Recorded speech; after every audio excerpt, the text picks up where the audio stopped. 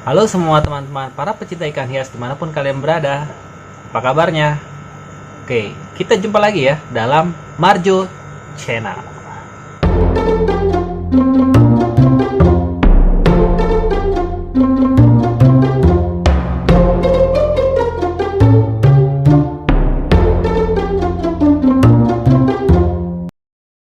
Teman-teman, kali ini saya ingin berbagi informasi juga bagi teman-teman yang akan memelihara atau merawat yang namanya ikan diskus. Pastikan ya kalian juga mengetahui apa sih makanan dari ikan diskus ini. Cek terus video ini sampai habis ya guys. Sebelumnya jangan lupa ya di-subscribe dulu ya, di-subscribe, like, komen dan share-nya ya guys. Supaya video ini dapat terus berkembang dan dapat terus membagikan informasi-informasi yang berguna bagi teman-teman sekalian seputar tentang ikan hias. Saya akan memberitahukan kepada teman-teman apa sih makanan dari ikan diskus ini. Tapi sebelumnya teman-teman perlu diketahui dulu ya, makanan yang saya sebutkan ini adalah makanan yang diperuntukkan untuk ikan diskus yang ukurannya sudah cukup besar. Oke, karena ikan diskus itu sebenarnya unik sekali ya, ketika dia bertelur kemudian menetas telurnya, makanan dari ikan diskus ini adalah dengan cara memakan lendir yang ada di tubuh induknya. Seperti itu ya. Jadi lendir yang ada di tubuh induknya itu menjadi makanan bagi anak-anak ikan diskus tersebut. Seperti itu. Nah, tapi ada juga yang pada waktu kecilnya yaitu di push ya dengan menggunakan yang namanya artemia. Nah, baik. Makanan yang pertama ya yang biasanya diberikan untuk diskus ini ya, yang pertama adalah cacing sutra.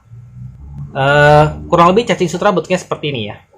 Nah, oke. Nah, cacing sutra ini adalah makanan hidup. Ya, makanan hidup bagi si ikan. Cacing sutra ini memiliki protein yang tinggi. Kalau dimakan oleh ikan, yaitu bisa membuat ikannya cepat besar. Ya, kelebihannya adalah dia bisa membuat ikan menjadi lebih cepat besar. Seperti itu. Sebenarnya bukan hanya ikan diskus saja, setiap ikan-ikan hias lainnya, yaitu jika memakan yang namanya cacing sutra, itu pertumbuhannya akan sangat cepat. Tapi tentu saja sangat sulit bagi kita untuk menyediakan yang namanya cacing sutra ya, itu untuk sehari-hari. Baik, jadi makanan yang berikutnya yang bisa kita berikan untuk ikan diskus ya, yaitu adalah jentik nyamuk. Nah, jentik nyamuk memang sangat mudah untuk kita dapatkan ya. Kita hanya tinggal taruh aja genangan air di sekitar rumah kita ya, kita tunggu 2-3 hari ya, biasanya sudah akan mulai terbentuk yang namanya jentik nyamuk. Seperti itu ya. Jentik nyamuk ini ya juga punya kelebihan ya. Kelebihannya adalah dia bisa meningkatkan ya. Saya pernah dengar ya bahwa jentik nyamuk itu bisa meningkatkan hormon seksual dari ikan. Oke, dan juga bisa meningkatkan aktivitas dari si ikan tersebut. Ya, karena jentik nyamuk itu sendiri kita tahu dia bisa bergerak ya, sehingga si ikan pasti punya respon yang cukup cukup aktif ya dalam mengambil makanannya. Nah, kekurangannya adalah pasti teman-teman nggak mau kan ya memelihara yang namanya jentik nyamuk. Gitu ya. Karena kalau jentik nyamuk dipelihara dalam waktu 1 kali 24 jam, dia akan berubah menjadi nyamuk. Kemudian pakan berikutnya masih juga berupa makanan hidup gitu ya, yaitu adalah cacing darah. Ya, sering dikenal sebagai cacing darah. Ketika bentuknya masih hidup, cacing darah ini sering sekali digunakan ya untuk makanan ikan. Ya, cacing darah ini bisa diawetkan, ya, bisa diawetkan dengan cara dibekukan. Nah, itulah yang sering kita kenal dengan yang namanya cacing beku, guys. Dia adalah merupakan pakan hidup ya, tapi yang sudah dibekukan. Pakan hidup ini ya itu memiliki kelebihan ya, itu proteinnya sangat tinggi. Gitu ya, guys ya. Protein alaminya sangat-sangat tinggi. Tetapi ada juga kelemahannya, teman-teman. Nah, kelemahannya itu adalah itu biasanya membawa bakteri juga. Jadi pastinya akan ada resiko juga ya bagi si ikan. Pasti punya resiko ya membawa yang namanya bakteri ya atau penyakit bagi si ikan. Lebih seringnya adalah bakteri yang mengganggu pencernaan ikan tersebut. Ya, jenis makanan berikutnya ya yang bisa diberikan untuk ikan diskus. Nah, itu ya. Pelet ya guys, pelet. Nah, peletnya seperti ini. Saya nggak tunjukin mereknya ya, karena saya bukan mau promosi ya, tapi pelet ini itu paling sering pasti ya paling mudah untuk kita dapatkan di toko-toko ikan terdekat di rumah kita. Seperti itu ya. Oke, nah saya sarankan untuk memberi makan ikan diskus itu menggunakan pelet seperti ini. Ya, paling nggak minimal ya pelet seperti ini. Oke. Ya. Kenapa saya sarankan makanan pelet tersebut? Karena memang sudah terbukti bahwa banyak sekali ya para pecinta ikan hias itu menggunakan pelet tersebut. Jangan sekali-sekali memberikan pelet yang murah gitu ya, yang mungkin cuma hanya 10.000 per kantong gitu ya, atau misalnya 10.000 per 1 kilogram gitu ya. Memang secara quantity banyak kita dapatkan, tetapi secara quality yaitu proteinnya sangat-sangat rendah gitu ya. Jadi bisa jadi ikan teman-teman itu kenyang tapi nggak gede-gede gitu ya, kenyang terus kemudian pup gitu kan ya, teman-teman capek membersihkan akuariumnya ya, tapi ikannya nggak gede-gede seperti itu ya. Bukan hanya ikannya nggak gede-gede, tapi warnanya juga menjadi nggak jelas ya, hanya cukup untuk hidup saja, bukan untuk berkembang ya. Pelet yang saya tunjukkan ini juga punya kelebihannya ya.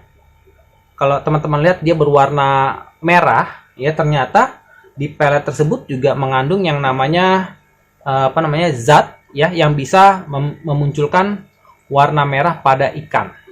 Jadi kalau teman-teman memelihara ikan yang memiliki corak warna merah, itu biasanya dengan memberikan pelet tersebut itu warna merahnya akan keluar ya. Kalau misalnya warna biru ya nggak akan menyala karena dia hanya untuk ikan-ikan yang memiliki gen berwarna merah saja ya. Kemudian efek negatifnya atau kekurangannya dengan pemberian pelet seperti ini ya, ini pasti ya, itu air akuarium teman-teman ya itu akan teman-teman lihat itu memiliki warna yang cenderung kemerahan ya. Kenapa? Karena hasil dari kotoran ikan ya, kotoran ikan itu masih akan membawa zat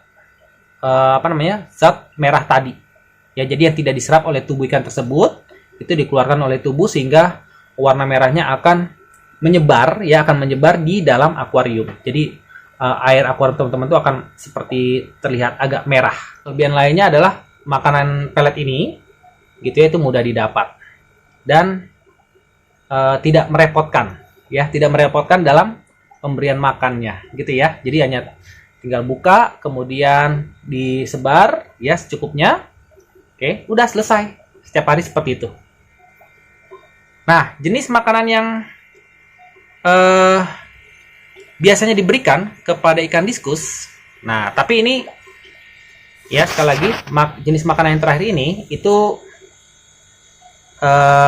sangat sulit untuk didapatkan atau jarang sekali toko-toko ikan yang menjual. Ya, nama makanannya adalah burger. Seperti itu, ya. Nama makanannya adalah burger, bukan burger seperti yang ada di restoran ya, guys. Oke. Jadi ini sebenarnya hanya istilah yaitu burger. Ya, burger ini apa? Oke, bentuknya kurang lebih seperti ini. Ya, bentuknya kurang lebih seperti ini. Jadi burger ini sebenarnya adalah ya olahan utamanya adalah jantung sapi. Ya. Oke, jangan sampai salah ya. Jantung sapi, karena ada yang malah membuatnya adalah dari hati sapi.